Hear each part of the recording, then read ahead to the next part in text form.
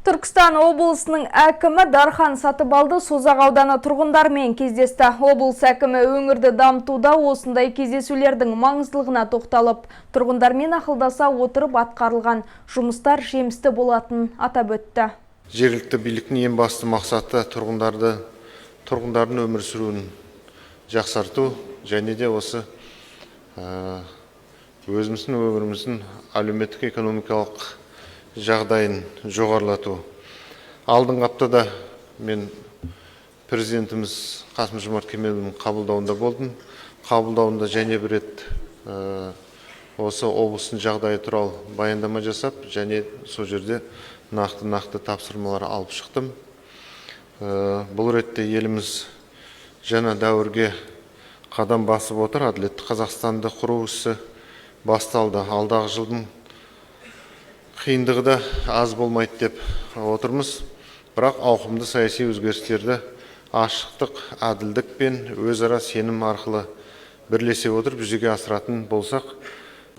Облыс әкімі былтырғы кездесулер нәтижесінде ел өтініші бойынша шешімін тапқан мәселелерге тоқталды. Атап айтсақ, Аққолтық елді мекенінде 75 орындық ауылдық клубтың құрылыс жұмыстарына 97 миллион теңге қарастырылып, пайдалануға берілді. Биыл Тасты ауылында 75 орындық ауылдық клубтың құрылысын жүргізу үшін бюджеттен 181 миллион теңге бөлінді. Аққолтық елді мекенінде Кселл тарапынан байланыс арнасы мен интернет желісінің базалық станциясы орнатылып, интернет сапасы жақсарған. Ауыл ел бесігі жобасы аясында былтыр Созақ елді мекенінде 150 миллион теңгеге футбол алаңшасының құрылысы жүргізілген. Тасты, Жуантөбе, Қаратау, Сызған, Құмкент, Жартытөбе ауылдары мен Қыземшек және Таукентте дәрігерлік амбулатория ғимараттарының жылыту қазандықтары жаңартылған. Аудандық орталық ауруханасына 57 миллион теңгеге реабилитациялық медициналық құрал жабдықтар сатып алынған. Жұқпалы аурулар бөлімінің ғимаратына 32 миллион теңгеге ағымдағы жөндеу жұмыстары жүргізілген. Шолаққорған ауылындағы Ақшам және Наурыз шағын аудандарының су құбыры желілерін салуға қаржы бөлінген. Шолаққорған ауылының 16 көшесінде электр желілері жүргізіліп, 10 дана жаңа трансформатор мен 388 дана жарықтандыру шамы орнатылған. Кездесуде тұрғындар тарапынан инфрақұрылымды жақсарту жөнінде өтініштер айтылды. Облыс әкімінің жеке қабылдауында да ұсыныстар беріліп, тұрғындардың сұрақтары тыңдалды. Дархан Амангелдіұлы әрбір өтініш назарға алынатындығын жеткізді. Былтыр Созақ ауданында өнеркәсіп өнім көлемі 519 миллиард теңгені құрап, 2021 жылмен салыстырғанда 100 миллиард теңгеге артты.